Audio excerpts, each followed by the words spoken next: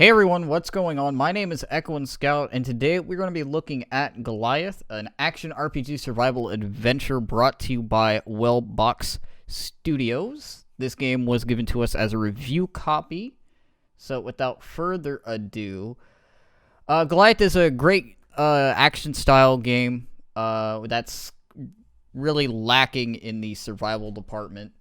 It has survival elements, but it's not exactly a survival game per se. The adventure of this game really is the meat, and the RPG style is really tied into that in a really good way.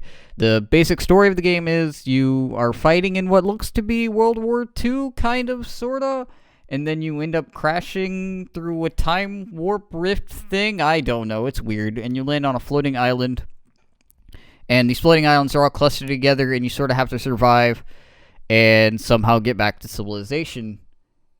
And that's basically where we start off the game, is we're thrown in our crash, and this is where we learn the basic concepts of the game, which are things like gathering resources, crafting the mechs, as you can see here, and all that sort of stuff.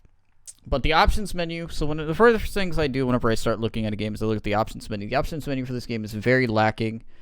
And when you play this game in windowed borderless, it won't confine your cursor to the game, which is really disappointing and annoying for certain games. I really wish that was in here. What else was there? Okay, the option menus are really weird. So to move your camera, use middle mouse button instead of right click, because right click is used as an attack for your mechs. It can get very nerve-wracking not being able to rebind your keys in this game. So you might need to go in the .ini file to edit them. I don't think there's any other things they really needed in the options menu except for key rebinding. All the basic things are there. The options menu for your graphics settings are high, low, medium. There's not really, you can change the FSAA or AAA, so that's also very lacking. And you see the controller options as well, which shows you that this game is very much a controller-centric game. So if you have a controller, it's highly recommended that you play this game with a controller. So let's talk about the player. So you're playing as a human. I don't really know his name. If he has a name, my bad. I'll probably be on screen or something. You have basic abilities. You can craft. You can chop down things to craft things. You can go invisible, which is a really good feature for him to have. And that's basically what your human can do. You do normal human things. There's not really much interesting going on that. But let's talk about the really cool thing in this game, and that are Goliaths. Goliaths are awesome. They are basically mechs that you create out of the resources that you gather in the game. There's mechs from wood, stone, to metal, to different types of metal. And later on, you get some that can fly, I think. It's really crazy. So this game, if you're buying this game, you're definitely buying it for the Goliaths. And your Goliaths can also have a melee weapon and a ranged weapon, which can further customize them and suit them up for battle. Each Goliath has different abilities. The wooden Goliath that you see here has a rock throw ability and then a twister ability where he'll twist around and deal damage in the area around him, as well as I think later on he gets an ability to jump on people at level 17. I might be wrong about that.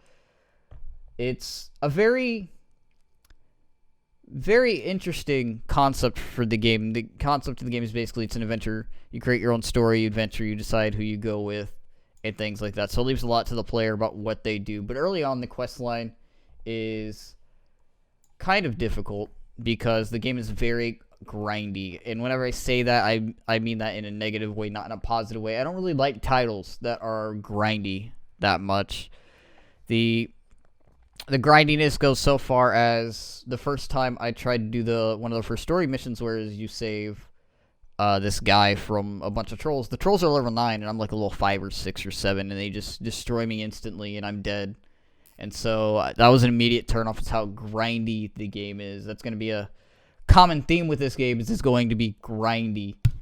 The game gets much better as you go on, though, because, of course, you grind it out, and then you're higher level, and then you can craft more mechs. The way you learn mechs is really cool. You research them by doing different things to get the mech after the wooden one. One of the things you have to do is set your mech on fire while you're in a frost zone. So there's different zones of the game, varying from woodlands to desert to frost. And there's a bunch more swamps. I can't go through them all, of course.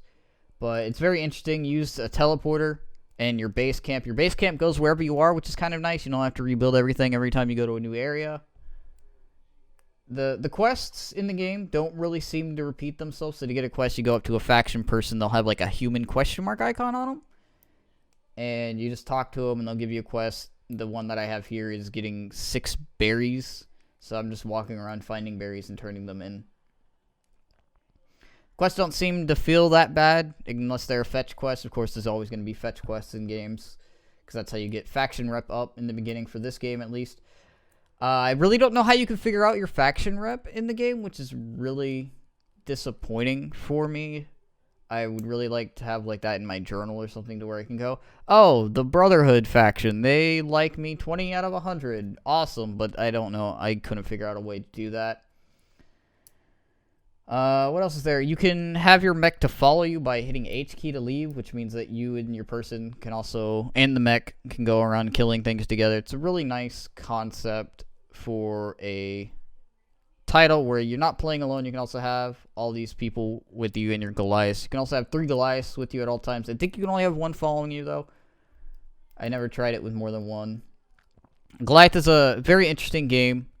It's definitely has its issues with the options menu and the grindy nature of the title, but overall it's a really great concept for a game where you can do quite amazing things and fight quite amazing creatures all within different environments. And the way they put this together is with the island system that you see here, where you can teleport left and right to wherever you need. You need resources, of course, to use the teleporter. Everything goes back to the survival, and you need stuff to craft stuff. It's really cool to see. So that's Goliath, everyone. You can currently get it on Steam for $20. It also has a expansion and soundtrack that you can get on there as well. I've been Echo1Scout. Thank you so much for watching, and I'll see you next time.